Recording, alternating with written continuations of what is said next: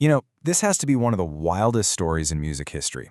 It's about a Japanese pop star who became this massive cultural icon across Asia, influencing politics, society, everything, for decades. But here's the crazy part. All of it, and I mean all of it, happened after she retired at the absolute height of her fame.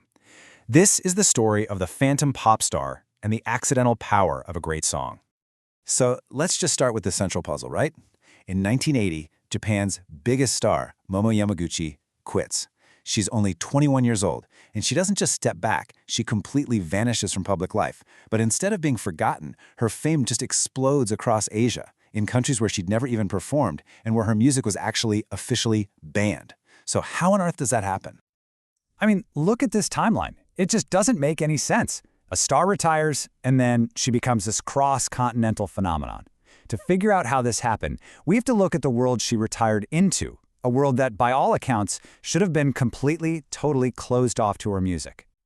So let's dive in and really unpack this mystery.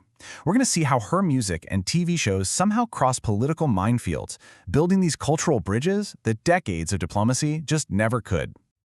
Okay, so to really get how insane this story is, you gotta understand the political climate in Asia at the time.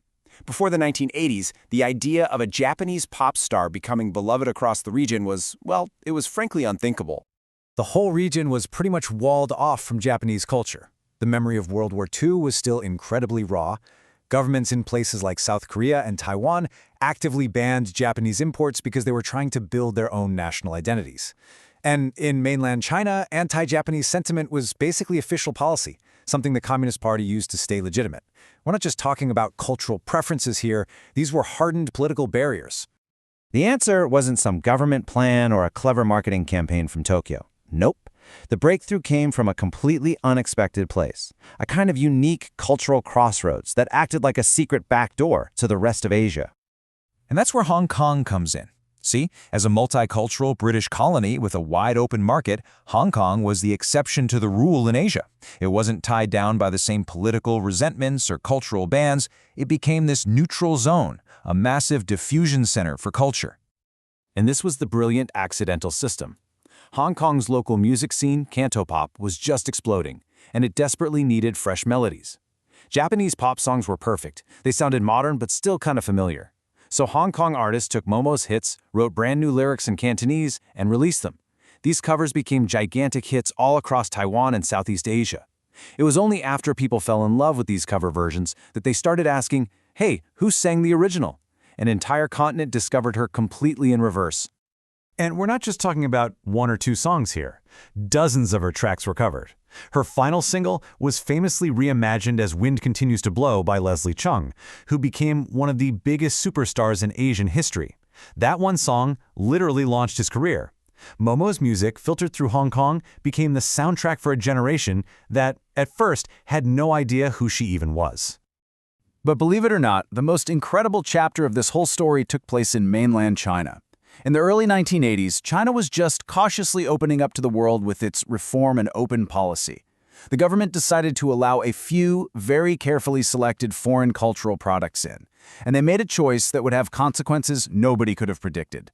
They chose to air Momoe Yamaguchi's 1975 TV drama Akai Giwaku. In China, it was retitled Shui Yi, which means blood suspicion. It was the very first Japanese drama series ever broadcast in the country, and it became a national obsession. The story, about a young woman with leukemia who falls in love with a man who might be her half-brother, just captivated a nation that was starved for entertainment after the Cultural Revolution. Get ready for this number. It is estimated that 75% of the entire Chinese population watched this show. Just think about that for a second. There were very few TVs in the country, so entire neighborhoods would gather around a single set.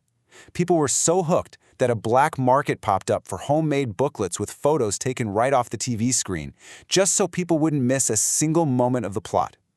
The effect was revolutionary. This one show, starring an actress who had already retired, did more to change Chinese public opinion of Japan than years of political effort. It humanized the Japanese people for millions, which in turn made them way more receptive to Japanese business and investment. Her character's hairstyle and fashion became the look for an entire generation. And crucially, the show's focus on family and sacrifice reawakened values that had been suppressed, building massive public support for China's opening up to the world. So what does all this boil down to?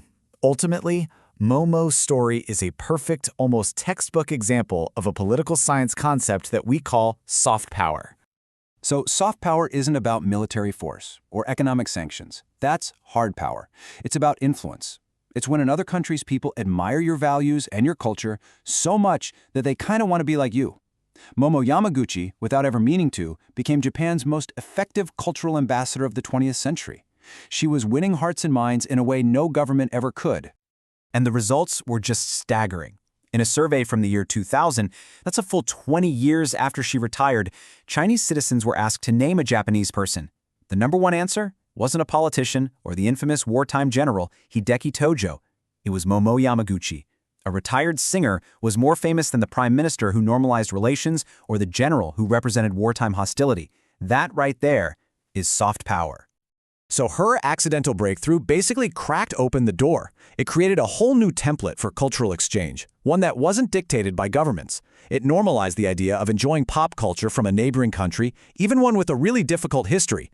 And that paved the way for the world we live in now, where K-pop, C-pop, and J-pop flow freely across borders, creating this new shared Asian pop identity. And that leaves us with a final thought. The story of the phantom pop star is this powerful reminder that the entertainment we consume, it's never just entertainment. The songs, the shows, the stars we love, they are all quietly shaping our perceptions, they're building bridges, and they're influencing the political and social landscape in ways we might not fully understand for decades to come.